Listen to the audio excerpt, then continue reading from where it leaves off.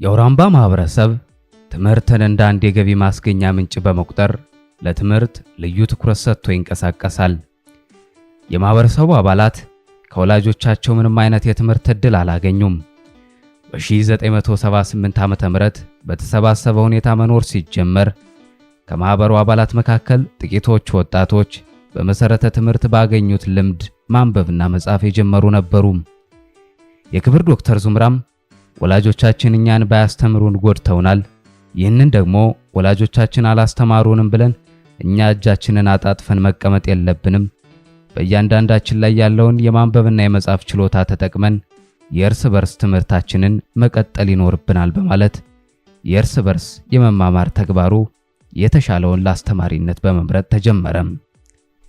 በዚህ ጊዜ ሁሉም ከትንሽ እስከ ትልቅ ያለው አባላት ሁሉ በእርስ በርስ ትምህርቱ ላይ ተሳታፊ ሆነዋል።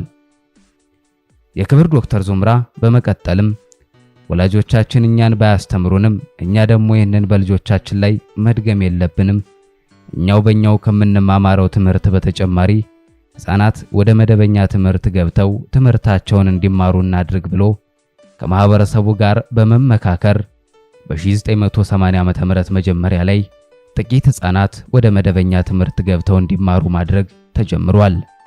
ከ1980 እስከ 1981 ዓ.ም ማህበረሰቡ ስደት ላይ ስለነበር ሁኔታው የመማር አለመማር ጥያቄ ሳይሆን የመኖር ያለመኖር ትንቅንቅ በመሆኑ የመማር ሂደቱም እንቅፋት ገጥሞት የተጀመሩት የመማር ጅምሮችና ሌሎችም ኢኮኖሚያዊና ማህበራዊ ለውጦች መሰነካከል ደርሶባቸዋል። በዚህ አስቸጋሪ ክስተት ምክንያት የመኖር አለመኖር ጥያቄ መልስ እስኪያገኝ የእርስ በርስ የመማማሩ ሂደትም ሆነ የሕፃናት የመደበኛ ትምህርት ከ1980 እስከ 1981 መጨረሻ ድረስ ለ2 ዓመታት ያክል መቋረጡ ግድ ሆኗል። በ1982 ዓ.ም ስደት ላይ የመኖር አለመኖር ጥያቄው በተወሰነ መልኩ መረጋጋት አግኝቶ ጥቁር ሰሌዳና ጠመኔ ማግኘት ባይችሉም ነጭ አፈርን እንደ ጠመኔ ብረት ምጣድን ደግሞ እንደ ጥቁር ሰሌዳ በመጠቀም የመማሪያ ክፍል እስኪሰራ ድረስ ከዛፍ ጥላ ስር የእርስ በርስ የመማማር ሂደቱ እንዲቀጥል ተደርጓል። ከእርስ በርስ የመማማር ሂደቱ ጎን ለጎንም ተቋርጦ የነበረው የሕፃናት መደበኛ ትምህርት እንዲያገኙ የማድረግ ጅምር እንዲቀጥል ተደርጓል። ከጊዜ በኋላም በአካባቢው በሚገኝ ግብዓት ትንሽ የመማሪያ ክፍል በመስራት ከድንጋይና ከጭቃ ከተሰሩ ያማሩ ወንበሮች በመጠቀምና ከወረዳው ትምህርት ጽሕፈት ቤት ጥቁር ሰሌዳና ጠመኔ በመጠየቅ የእርስ በርስ የመማማር ሂደቱን ለማስቀጠል ተችሏል። በዚህ ጊዜ የአገሬው ተወላጆችም ለካስ እንዲህም ሆኖ መማር ይቻላል ብለው ከማህበረሰቡ ጋር አብረው የሚማሩበትን ዕድል አመቻችተው ትምህርታቸውን ቀጥለዋል። በዚህ የእርስ በርስ የመማማር ሂደት ላይ የክብር ዶክተር ዙምራም አንዱ ተሳታፊ ነበር። ይሁን እንጂ በመማር ሂደቱ ለተወሰነ ጊዜ አብሮ ሲከተል ከቆየ በኋላ ትምህርቱ እየተሰጠ መሆኑን ይረሳና በራሱ ዓለም ጭልጥ ብሎ ይሄዳል። አስተማሪው ለተማሪዎቹ የሚሰሩት ሥራ ሰጥቷቸው ሲሰሩ ዙምራ ደግሞ አሁንም የተሰጠውን ሥራ መስራቱን ያቋርጥና በራሱ ሐሳብ ተመልሶ ይሰምጣል። የሚሰራ ሥራ የተሰጠ መሆኑን የሚያስታውሰው አስተማሪው የክፍል ሥራውን ሰራ ብሎ የጠየቀው እንደሆነ ነው።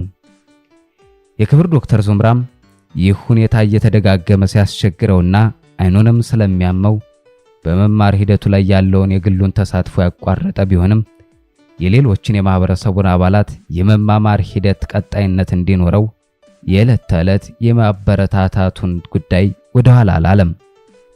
በ1986 ዓ.ም መጨረሻ ጀምሮ ማህበረሰቡ ከስደት ተመልሶ ወደ አውራምባ ሲመጣ የማረፊያ ቦታና ሌሎች በርካታ ውስብስብ ፖለቲካዊ፣ ማህበራዊና ኢኮኖሚያዊ ችግሮች በመከሰታቸው የእርስ በርስ የመማማር ሂደቱና የመደበኛ ትምህርቱ መስተጓጎላቸው አልቀረም። በዚህ ወቅት የትምህርት መማር ማስተማር ሂደት ማስቀጠል ሳይሆን የመኖር ያለመኖር ጥያቄ ቅድሚያ የሚሰጠው ጉዳይ ሆኗል።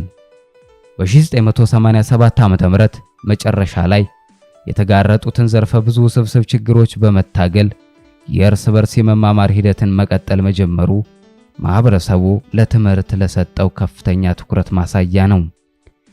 የመደበኛ ትምህርት ቤቶች ማህበረሰቡ ከሚኖርበት ቦታ በብዙ ኪሎ ሜትሮች ርቀው መገኘታቸው በስደት ጊዜ መደበኛ ትምህርታቸውን ጀምረው የነበሩት የተወሰኑ ተማሪዎች እጅግ በጣም አስቸጋሪ በሆነ ሁኔታ ትምህርታቸውን ከአንድ ዓመት ማቋረጥ በኋላ እንዲቀጥሉና ሌሎችም አዲስ ገቢ ተማሪዎችም ወደ ትምህርት ቤት እንዲገቡ ተደርጓል።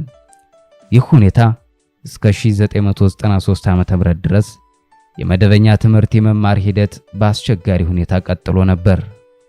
በዚህ መሰናክሎች በበዙባቸው ዓመታት የመደበኛ ትምህርት መማር የነበረባቸው ሁሉም የማህበረሰቡ ልጆች በመደበኛ ትምህርት መሳተፍ ባይችሉም እርስ በርስ የመማማር ሂደት ውስጥ ያለፉና ትምህርቱም ቀጣይነት ያለው በመሆኑ በዚህ የትምህርት ሂደት ላይ ያለፉት የማህበረሰቡ አባላት የአንደኛ ደረጃ ትምህርት ያጠናቀቁ ተማሪዎች ማግኘት ከሚችሉት ዕውቀት፣ አመለካከትና ክህሎት ባልተናነሰ መልኩ ማግኘት ችለዋል። በመሆኑም ሁሉም የማህበረሰቡ አባላት ማንበብ፣ መጻፍና ማስላት የሚችሉ ናቸው።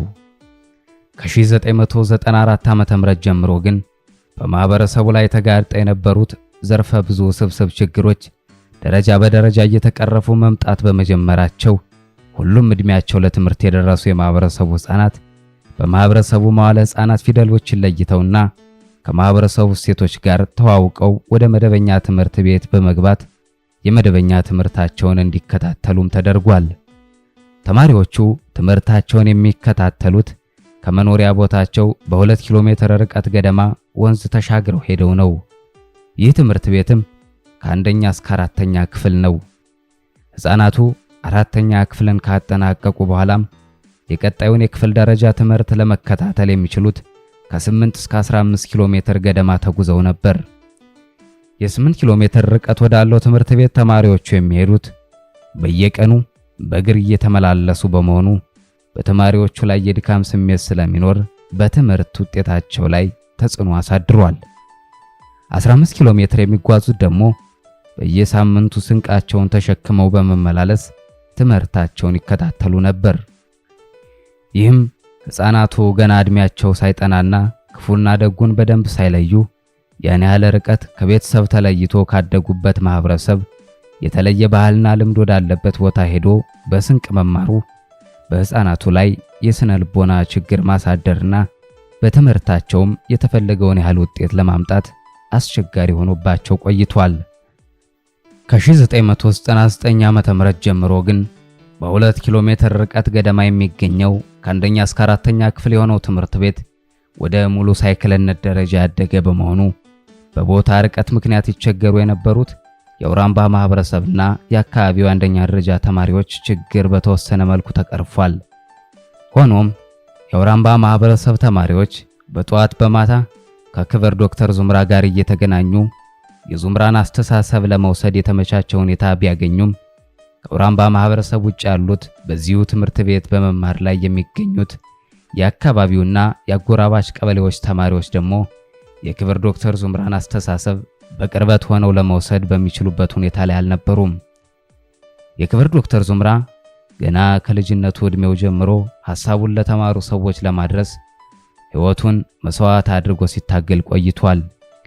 ከብዙ ትግል በኋላ በ1964 ዓ.ም ሐሳቡን የሚረዱለት አጋሮችን አግኝቶና ማህበረሰብ መስርቶ ሐሳቡን ከተረዱለት ማህበረሰቡ ጋር ሆኖም ማህበረሰብ እስኪመሰረትበት ጊዜ ድረስ ካለው ባልተናነሰ መልኩ እስከ 1993 ዓ.ም ሐሳቡን ለተማሩ ሰዎች እስኪያደርስ ድረስ የህይወት መስዋዕትነት የመክፈል ሂደቱን ቀጥሏል። በ1993 ዓ.ም ሐሳቡ ሚዲያ ላይ መዋል ሲጀምር ከመሰረተው ማህበረሰብ በተጨማሪ የተማሩ ሰዎች ወደሱ እየመጡ እየጠየቁና ሐሳቡን እየተረዱለት ይገኛሉ። ይህን ሐሳቡን በበለጠ ለሰው ልጆች እንዲዳረስና ተግባራዊ እንዲሆን ለማድረግ የተማሩ ሰዎች ወደሱ እንዲቀርቡና ሐሳቡን ተረድተው ወደ ህዝቦቻቸው እንዲያስተላልፉት ማድረግ ነው። የተማሩ ሰዎችን ለማቅረብ ደግሞ ትምህርት ቤት በአካባቢው መክፈት አስፈላጊ ሆኖ ተገኝቷል። የክብር ዶክተር ዙምራ ኑሩ የተማሩ ሰዎችን ወደ አካባቢው ለማቅረብ የማህበረሰቡና በአካባቢው ያሉ ህፃናት በአቅራቢያቸው ሆነው የማህበረሰቡን መልካም እሴቶች እንዲቀስሙና ከላይ የተጠቀሱትን የትምህርት ችግሮች ለመፍታት ይቻል ዘንድ በአካባቢው የመጀመሪያ ደረጃ ትምህርት ቤት እንዲከፈት ለክልሉ መንግስት ጥያቄ አቀረበም። የክልሉ መንግስትም ጥያቄውን በመቀበል በ2002 ዓ.ም ደረጃውን የጠበቀ የመጀመሪያ ደረጃ ትምህርት ቤት ገንብቶ በማጠናቀቅ በዚሁ ዓመት ስራ እንዲጀምር አድርጓል። ትምህርት ቤቱ ስራ ሲጀምርም የነበረው የክፍል ደረጃ ከአንደኛ እስከ 8ኛ ክፍል ነበር። የክብር ዶክተር ዙምራ ኑሩም የአንደኛ ደረጃ ትምህርት ቤት በቦታው መከፈቱን እንደ መልካም አጋጣሚ በመቁጠር የሚከተሉትን ዓላማዎች ለማሳካት ሁለተኛ ደረጃ ትምህርት ቤት መክፈት እንዳለበት አምኗል። የተማሩ ሰዎች እንዲቀርቡትና ሐሳቡን በመረዳት ለሌላው ማስፋት እንዲችሉ፣ የማህበረሰቡን እሴቶች ወደ ሌላው ማህበረሰብ ለማስተላለፍ እንዲቻል፣ የአውራምባና የአካባቢውን ማህበረሰብ የእርስ በርስ ግንኙነት ለማጠናከር፣ በቦታ ርቀትና በኢኮኖሚ ጥረት ምክንያት ትምህርታቸውን ሊያቋርጡ የሚችሉ ተማሪዎችን በቅርበት እንዲቀጥሉ ለማስቻል፣ የአካባቢውን ማህበረሰብ ለትምህርት ያለውን ግንዛቤ ለማሳደግ፣ በረጅም ርቀት ጉዞ ወቅት ሊያጋጥሙ የሚችሉ አደጋዎችን ለማስቀረትና የመሳሰሉ ዓላማዎችን ለማሳካት ነው። የክብር ዶክተር ዙምራ የሁለተኛ ደረጃ ትምህርት ቤቱን የግንባታ ወጪ ለመሸፈን የባህር ዳር፣ የጎንደር፣ የአዲስ አበባ እንዲሁም ሌሎች ዩኒቨርሲቲዎችን ሲጠይቃቸው ፈቃደኛ እንዲሆኑ ቃል ገቡለት። ማህበረሰቡም ካለችው 17.5 ሄክታር መሬት 1.5 ሄክታር ገደማ የሚሆን መሬት ቀንሶ የግንባታ ቦታ በማመቻቸት ግንባታው እንዲፈቀድለት የወረዳውን አስተዳደር ጠይቆ ፍቃድ ተሰጥቶታል። ክብር ዶክተር ዙምራም ከማህበረሰቡ ጋር በመመካከር የግንባታው ሂደት ጀመረ። ሆኖም የግንባታውን ወጪ የሚሸፍን በጀት ቃል በተገባው መሰረት ማግኘት አልተቻለም። በመሆኑም የክብር ዶክተር ዙምራ ትምህርት ቤቱን ለመገንባት የተጀመረውን እንቅስቃሴ ድጋፍ ባለማግኘቱ ምክንያት ግንባታውን መጨረስ ስለማይሆንልን ማቋረጥ አለብን ብሎ ለማህበረሰቡ ሐሳቡን አቀረበ። ማህበረሰቡም ምንም ይሁን ምን የጀመርነውን ማቋረጥ የለብንም፣ ጭብጥ የበቆሎ ቆሎ እየቆረጠምን ብዙ አስቸጋሪ ጊዜያትን አልፈን መተናል፣ አሁንም ቆሎአችንን እየቆረጠምንም ቢሆን ስራውን መጨረስ አለብን ብሎ በሙሉ ድምጽ በመወሰን ወደ ስራው ተገብቷል።